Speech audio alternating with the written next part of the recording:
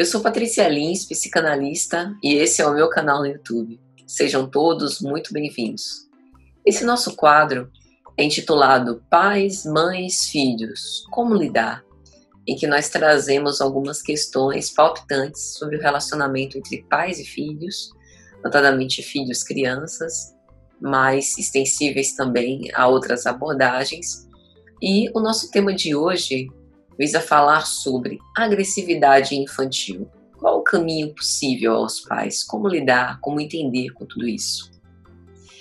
Bem, às vezes nós nos surpreendemos com certos rompantes de ódio por parte dos nossos filhos. Ainda mais quando se tratam de crianças muito pequenas, às vezes de 2, 3, 4 anos. Mesmo essas crianças tendo sido educadas num berço de paz, de amor, de tranquilidade, às vezes os pais, inclusive, têm hábitos como meditação, mantras, práticas devocionais, oração, e percebem que isso não necessariamente reflete o temperamento dos seus filhos. E começam a se questionar: esse ódio seria inerente ao ser humano? Será que eu, enquanto pai, enquanto mãe, fiz alguma coisa para o meu filho me odiar dessa maneira? Onde é que ele aprende isso, né? Ele desenvolve da sua própria personalidade, que ainda está em construção, desenvolve na escola, na televisão, na internet, no TikTok. Como lidar com isso? Porque se formos com todo o amor do mundo, meu filho, por favor, não faça isso. Muitas vezes isso não resolve, aumenta a indignação. A criança fica com mais raiva e mais ódio e parece que não vai resolver mesmo. Ou os pais deveriam começar com um movimento de construção da paz, ensinando o filho a meditar, a ter uma conexão com uma força superior, né? Visando trazer essa paz que vai, aos poucos, contaminando a todos no bom sentido. Como lidar? Como é que a psicanálise vê isso, né? Bem, a psicanálise considera que a agressividade é inata ao indivíduo e, de certo modo, constitutiva do eu. Só que há uma diferença de agressividade para a psicanálise e agressividade para o senso comum. A psicanálise entende que a agressividade se difere da violência ou da destrutividade, que, por sua vez, pode ser definida como a mobilização do sujeito por uma tentativa de aniquilamento do outro. Então, a agressividade é uma explosão emocional que não necessariamente tem a ver com isso de aniquilar o outro. A resposta agressiva, por um lado, ela acaba funcionando como uma espécie de mecanismo de defesa ou sobrevivência em casos em que o indivíduo sinta um ambiente muito hostil em face de uma ameaça externa, sendo ela real ou psíquica. Por isso, a agressividade não destrutiva, num primeiro momento, ela não deve ser diagnosticada como um distúrbio de comportamento ou patologizada. Freud localizou as raízes da agressividade na reação às inevitáveis frustrações quando o indivíduo entra em contato com o princípio da realidade. Segundo ele, essa agressividade quase sempre está ligada a um sentimento de rejeição social. E disse, por isso, que a agressividade é constitutiva, porque a construção subjetiva, a construção psíquica do próprio sujeito, começa exatamente no reconhecimento da sua libido narcísica, que é o primeiro amor, o amor do eu, e que mais tarde, para ser direcionado à realização dos desejos desse sujeito, vai sendo deslocado ao amor do objeto, o amor objetal. Então, nesse ponto, a agressividade promoveria uma espécie de identificação e reconhecimento da alteridade. Quem sou eu? Quem é o outro distinto do eu? Pela diferenciação entre o sujeito e o seu mundo exterior e pela externalidade do mundo permitir o uso do objeto. Segundo Winnicott, a agressividade ela não tem apenas uma raiz, mas várias delas, e várias formas também de manifestação, sendo que a resposta ambiental em relação à agressividade do bebê influencia predominantemente o modo como ele irá lidar com a sua tendência agressiva, inerente à natureza humana. Então, o Winnicott vai afirmar que a principal ideia que este estudo da agressão veicula é que, se a sociedade está em perigo, a razão não se encontra na agressividade do homem, que para ele é natural, mas na repressão da agressividade pessoal nos indivíduos. Ou seja, sendo a agressividade um comportamento quase sempre rejeitado e que promove exclusão social, se o ambiente não se mostra capaz de reconhecer, de aceitar, de integrar a manifestação agressiva, o indivíduo terá de escondê-la, através da timidez, do excessivo autocontrole, da inibição, ou então cindi-la, redundando num comportamento antissocial, violento ou compulsivo destrutivo, a depender de como se dê essa elaboração pelo sujeito. Então veja como a forma como nós lidamos com a agressividade infantil realmente será decisiva até para as escolhas do próprio indivíduo de como irá se portar num futuro não muito distante. Há de se notar, portanto, que essa agressividade mais passiva, com retraimento e omissão, são tão ou mais agressivos do que a manifestação ostensiva da agressividade. Para Winnicott, as raízes da agressividade nos estágios iniciais do bebê e da criança não envolveriam afetos como amor ou ódio, que seriam conquistas posteriores.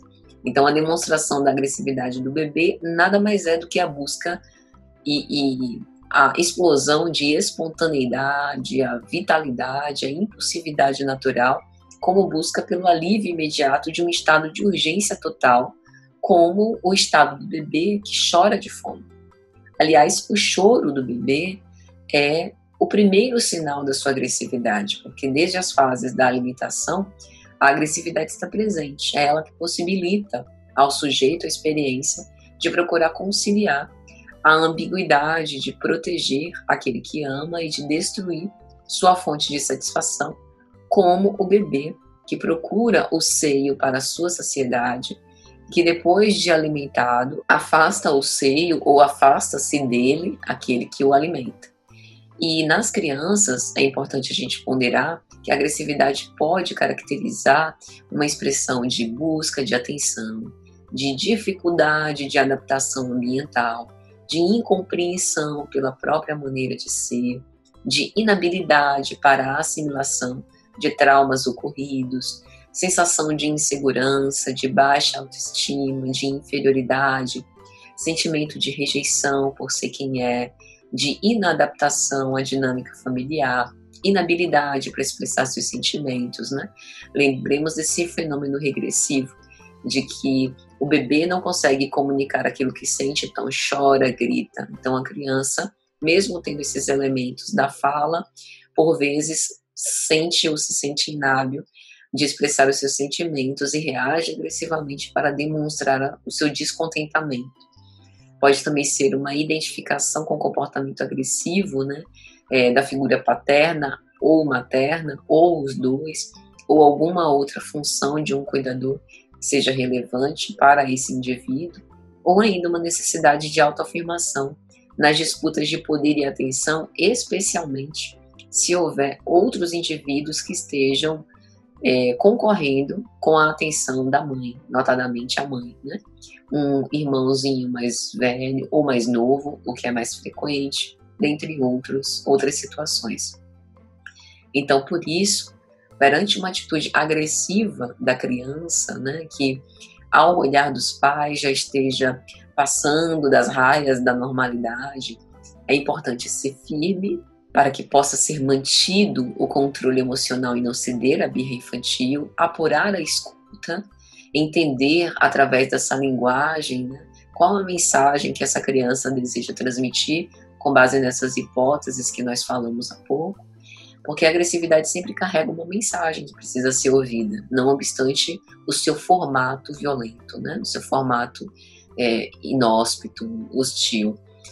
A repressão ou a punição, em função da sua expressão, tende a reforçar a agressividade e as coisas ficarem mais tensas. Outro aspecto é o receio por parte dos pais de impor limites às crianças, né? Que pode se originar no equívoco de considerar tal atitude como agressiva, quando é justamente pelo limite, pela rotina que se estabelece, que a criança pode se sentir segura. Então, dar liberdade total aos filhos, sem estabelecer regras, poderá torná-los dependentes, inseguros e insatisfeitos. Diante da agressividade, portanto, nós podemos falar, né, sobre a sublimação, que é uma forma de canalizar pulsões destrutivas para fins socialmente ou culturalmente valorizados, mas isso se dá pela própria habilidade da criança de tentar direcionar a sua energia de insatisfação após um movimento de escuta, notadamente dos pais, né, para outros fins que sejam mais agregadores, né? E nesse ponto, a fantasia infantil na forma de histórias, brincadeiras e expressões artísticas é decisiva para que a criança possa enfrentar seus primeiros conflitos psíquicos, com perdas, frustrações pela via simbólica. As brincadeiras elas costumam expressar a agressividade infantil pelo poder criador da imaginação, o que é diferente de encher a criança de uma série de atividades apenas para ocupar o tempo dela ou gastar a energia da criança e cansá-la, o que é efetivamente contraproducente. Mais tarde, é inevitável, a cultura vai impor ao indivíduo certas restrições, a manifestação da agressividade, por ameaçar as relações sociais e a integridade física, em certos casos, o equilíbrio emocional de outros indivíduos, exigindo sempre grande investimento psíquico ou dispêndio de energia, sendo a agressividade a maior ameaça do homem à vida em sociedade ou na civilização, deve-se pagar o preço, né, como diz Freud em 1930, no mal-estar na cultura, o preço da satisfação pulsional. Então, se ao chegar nesse ponto a criança tiver satisfatoriamente vencido as primeiras etapas do amadurecimento psíquico, com certeza poderá elaborar com mais facilidade esse chamado mal-estar na cultura. A agressividade também mostra as grandes contradições, né, as difíceis contradições do ser humano. Não há relação direta entre a atuação da escola e dos pais na educação dos filhos, embora muitos pais sonhassem com isso. Os nossos filhos são o que são, independente das escolas e de nós. O que eu quero dizer com isso? Que pais violentos e agressivos podem dar origem e criarem crianças absolutamente tranquilas.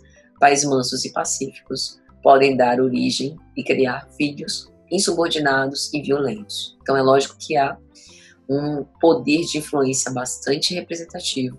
Na psicanálise nós acreditamos que nos constituímos através das relações, mas esse poder é de longe decisivo, né? Ele tem uma influência muito grande, preponderante até em certos momentos, mas à medida que a criança cresce e vai se emancipando, esse poder de influência vai ficando um tanto quanto contestável.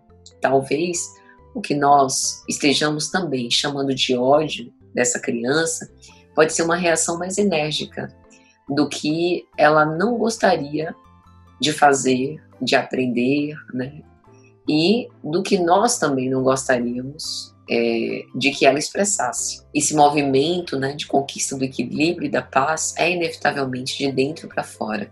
E nós também, na sociedade do século XXI, tendemos a registrar, grosso modo, hiperatividade como algo patológico e administrar medicamentos psiquiátricos como Ritalina e outras drogas a crianças que são mais ativas que nós. Quando a criança fala mais alto, corre mais, dorme menos, diagnosticamos quase automaticamente que ela é hiperativa e tem déficit de atenção, muitas vezes nem passando por um especialista, porque é lógico que a gente não está fazendo vistas grossas e sabe que efetivamente há crianças que desenvolvem certos transtornos psiquiátricos, mas a gente também precisa ter um certo cuidado com a medicalização e patologização da infância.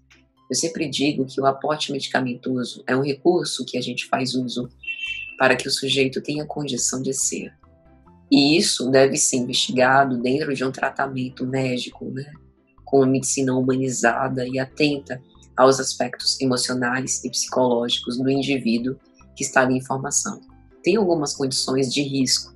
A criança que não dorme, que fica insone, a criança que atenta contra a própria vida ou contra a vida dos outros, que expõe a sua vida em risco, né, e que toma atitudes desproporcionais e que passam de um ponto incontrolável. Então, Esses casos são casos de especial atenção, né? Mas a gente não deve levar uma criança que tem uma espontaneidade explosiva ao médico para que ele receite remédios calmantes, a fim de que a gente fique mais apaziguado ao lado daquele ser. Porque ao fazer isso, talvez estejamos reconhecendo na criança justamente a diferença dela em relação a nós. E a diferença deve levar à reflexão que, em última instância, ninguém é responsável por ninguém, embora tenhamos responsabilidade de educar, né, os nossos filhos. Mas cada um de nós tem o seu caminho. Então, a infância dos nossos filhos pode não refletir a nossa infância. E é lógico que há crianças, como dissemos, hiperativas, com transtornos diagnosticáveis, mas também há muita patologização infantil e medicalização excessiva na infância, né? Há sempre uma trajetória pessoal, individual, intransferível que os nossos filhos deverão fazer, independente do nosso caminho. E como pais, cuidadores, como pessoas de referência, nós estamos sempre ao lado, instruindo, reabilitando, reerguendo, amparando, né? É importante, inclusive, que antes de adentrar por essa medicalização, a psicoterapia seja extenuadamente tentada, né? Esgotadamente tentada, porque aspectos emocionais podem ser facilmente vislumbrados, né, e realizados dentro do setting terapêutico. Os pais são influenciadores, né, e os filhos, de certo modo, até os seguem, mas a trajetória continua sendo para eles individual e intransferível. E mesmo que queiramos, nós vamos perceber que não adianta esse excesso de controle. Incentivando ou reprimindo, cada um de nós constituirá a sua personalidade e seguirá com ela, transformando e adaptando ao longo de toda a vida. E quase sempre virá à tona um choque de diferenças, né? Há uma violência identificada, e talvez o filho também possa identificar uma violência nos pais, de querer que eles se moldem a nós, pais e cuidadores, que desejamos e planejamos para os nossos filhos, com um futuro como sendo o melhor. E a isso o filho pode responder com violência, e defende o seu espaço autônomo, né? Dizendo que a maneira que ele tem de chamar a atenção, por exemplo, onde os pais dão uma exagerada importância ao desempenho irretocável e perfeito nos estudos, é indo mal na escola. Em casas de pais mais ríspidos, né, mais rudes, vai tendo preferência por temas mais sutis e mais refinados. Numa casa de pais mansos e pacíficos, é não fazer nada que leve à tranquilidade, né, se mantendo num comportamento insubordinado e violento. Assim, a criança pode ter a oportunidade de ter os olhares voltados para si e para suas carências e necessidades. Talvez a ideia, inclusive, de querer ser diferente. E quantas vezes nós não cometemos coisas que nos arrependemos e depois nos reerguemos e nos redimimos? Então, essa característica não define a criança. Nós estamos o tempo inteiro construindo a nossa subjetividade, nos construindo perante o outro e nas experiências do mundo. Para ser um bom pai, uma boa mãe, é indispensável um exercício muito laborioso e indigesto de paciência, de saber que certas coisas que nós ensinamos, até que seja criado um hábito, isso levará muito tempo, que a gente deve levar com muita persistência, sem desistir, que nós nos sentiremos cansados, esgotados e precisamos aprender a parar para recomeçar no dia seguinte. A paciência para educar é muito difícil, não vende em farmácia, shopping, internet com frete grátis. É uma conquista de muito tempo, de uma vida inteira. E talvez nós tenhamos inventado também a ideia do amor materno e paterno, que as mães, sobretudo, devem amar os seus filhos incondicionalmente, e os pais também. Há uma obra de Elizabeth Badinter, Um Amor Conquistado, o mito do amor materno, que ela vai dizer: a ideia de natureza feminina, que cada vez consigo ver menos, prefiro a de uma multiplicidade de experiências femininas, todas diferentes, embora mais ou menos submetidas aos valores sociais, cuja força calculo. A diferença entre a fêmea e a mulher reside exatamente nesse mais ou menos de sujeição aos determinismos. A natureza não sofre tal contingência, e essa originalidade nos é própria. A esse debate filosófico de grande importância, toda mulher, mãe ou não, está convidada. Nesse momento, é a todas elas que cabe testemunhar, ouvir e julgar. O que Elizabeth está dizendo? Esse negócio de instinto materno não é tão determinista quanto algumas pessoas gostariam que fosse. Nós exercemos uma maternidade especial, peculiar, né? Que é bem própria da nossa personalidade. Toda maternidade é única, porque cada indivíduo é singular. Então, isso deve nos desabonar um pouco, né? Nos desafogar dessa culpa imensa do peso do mundo das costas. É lógico que nós estamos sendo convidados a amar as pessoas apesar delas. É a experiência do amor sempre tão difícil, mas não ter isso como algo que vá comprovar a minha bondade, os meus aspectos morais, ou se eu sou uma boa pessoa ou não. Será que é da nossa natureza ser violento? Será que os grandes gênios, líderes, foram pessoas fáceis, principalmente na infância? Precisamos insistir no amor, insistir na educação, insistir que devemos respeitar os outros, que ouvir é o melhor, que nós não somos os únicos no mundo, que o mundo não gira ao nosso redor, e ter uma esperança infinita que sejamos um dia ouvidos nessa luta constante. Porque há uma grande utopia relacionada ao fato de que a gente consiga melhorar alguém.